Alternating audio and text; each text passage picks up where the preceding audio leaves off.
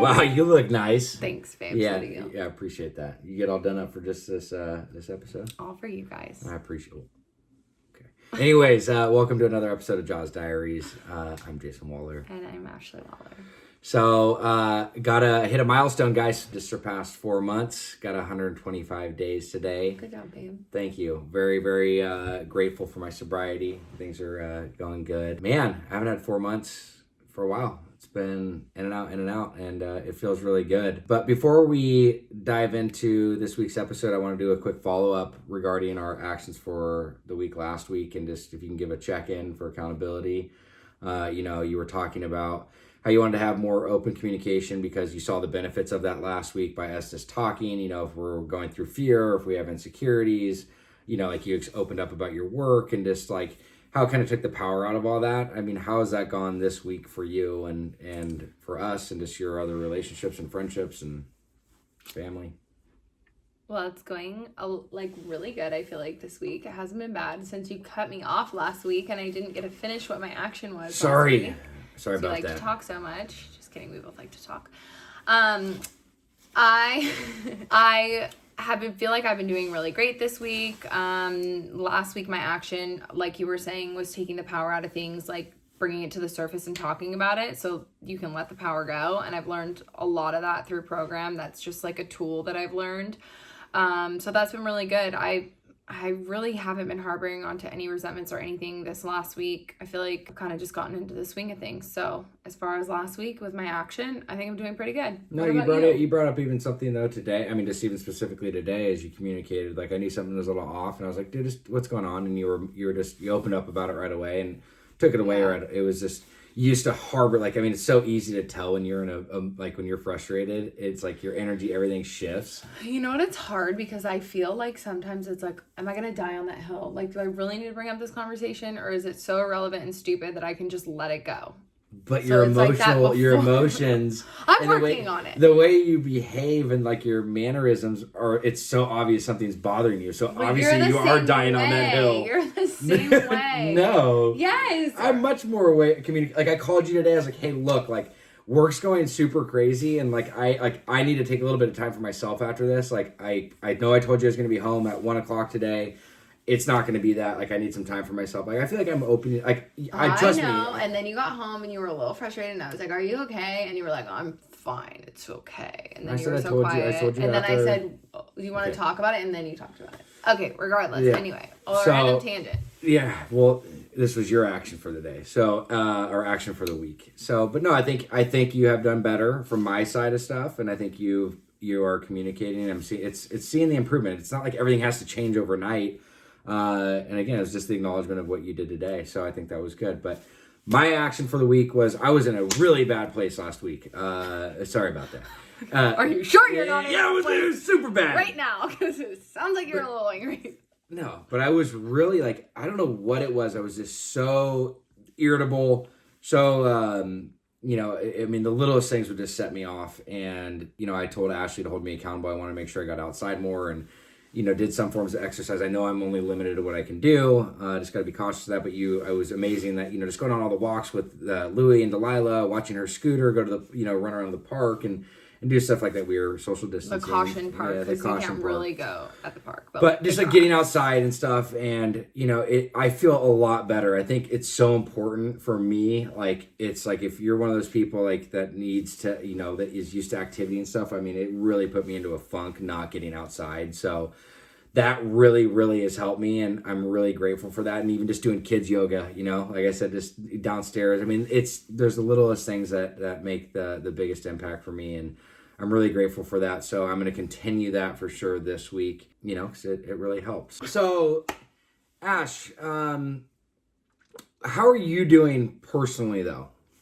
I feel like I'm doing great personally. I feel like this week I have been really accountable to my recovery. I've been very accountable to my sponsor. My mentor. I've been doing the things that I need to do in my recovery. I will say that I have not taken as much time for myself. I've figured out a way to work out with Delilah. So now that chunk of time where I would normally be doing that by myself, she kind of just sits in the room while I do it.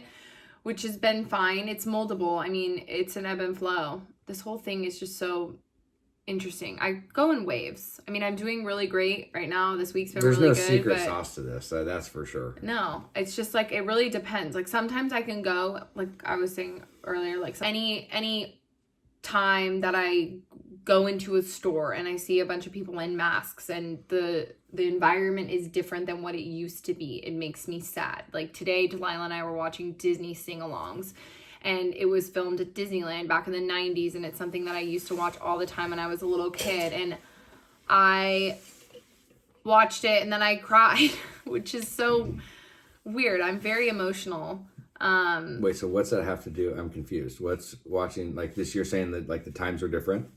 Yeah, I'm saying I can be really happy and positive and doing all my own recovery, and I'll see something that reminds me of what life used to be like before coronavirus, and it makes me sad. Got it.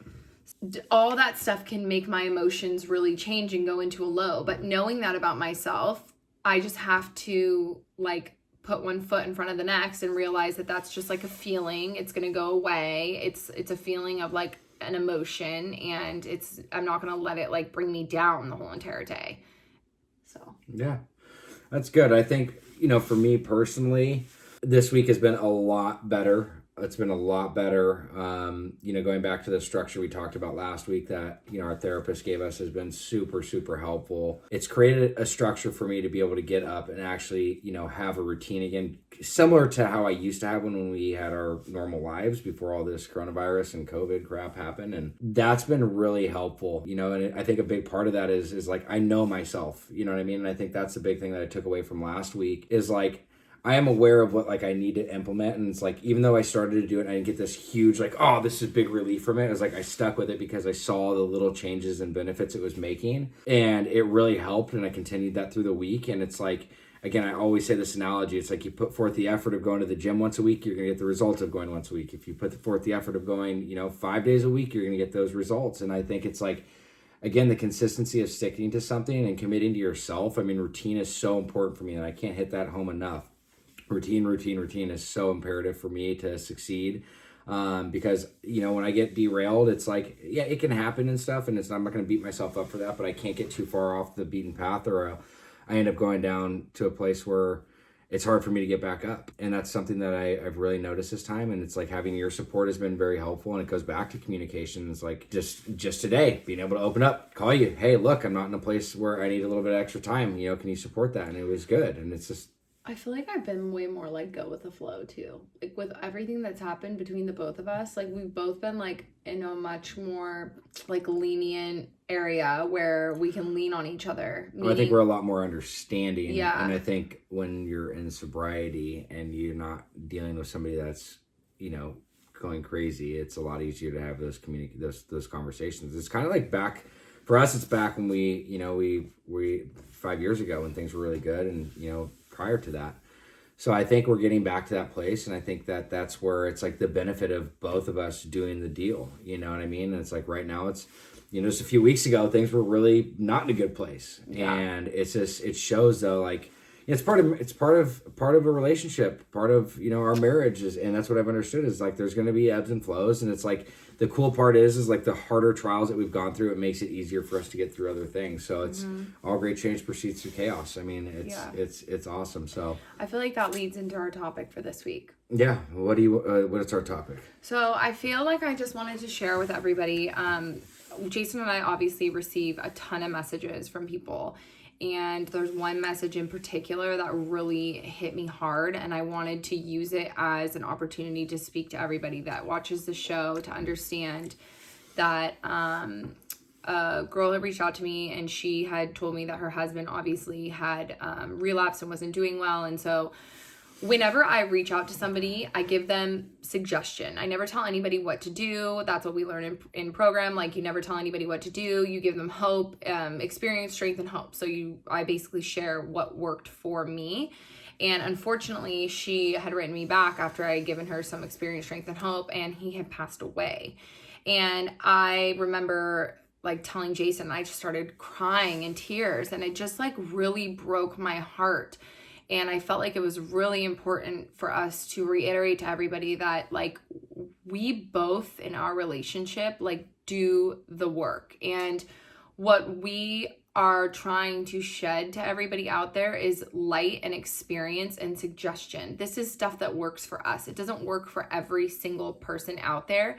And we both are willing to make the change. I know there's a lot of people out there that are desperate, that need help, that want an answer, that quick fix. But I will tell you, like, both of us have gotten on our freaking knees and prayed and worked harder than we ever could for ourselves, for our relationship. And if you don't do the work, there will not be change. And it's really hard to look at ourselves and realize that we play a part in each other's relationship. I could sit there and this person, but at the end of the day, like, we say it over and over again, we are two sides of a coin.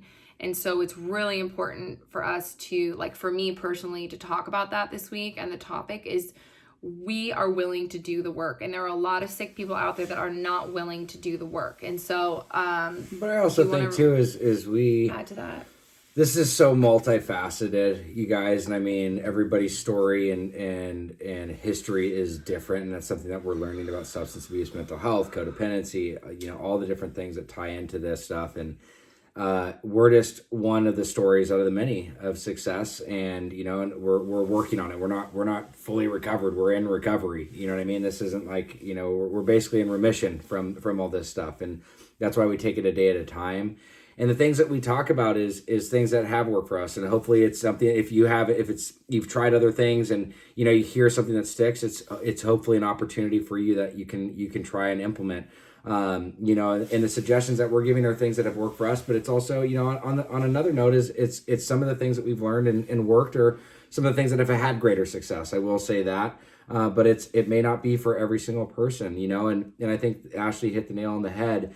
This isn't for people that need it. This isn't for people that want it. It's for people that would do anything to have it, and or get really it. Good quote. And I think that's something that you guys, need to understand is there is no quick fix to this, especially people like they go to treatment, or like whether it's a codependent or the alcoholic or the addict, whatever it is. It's like they go to treatment. It's not like they go to wait 30 days, 60 days, 90 days, and they're all fixed. It's like, this is a whole lifestyle change. It's forever. It's forever. I mean, like, I will go to program, like, my butt in that chair the rest of my life. Yeah. Like, even if Jason's sober for the rest of his life, I will still be going to meetings. Because I am still a codependent, and I still have all those behaviors from the effects of the disease of alcoholism. It will never change. For her, and then for myself is, look, alcohol and drugs were my solution. That wasn't the problem. The underlying problem was with myself. And spiritually, emotionally, physically, and I got to make sure that those things are adhered to every single day. Or I've seen what happens, and I think I've had this, I've got this, I got multiple years, I can do this. I work in the industry, I help people all the time. Like, no, that's when you think you got it. When I think I had power over the disease, that's when I'm in trouble.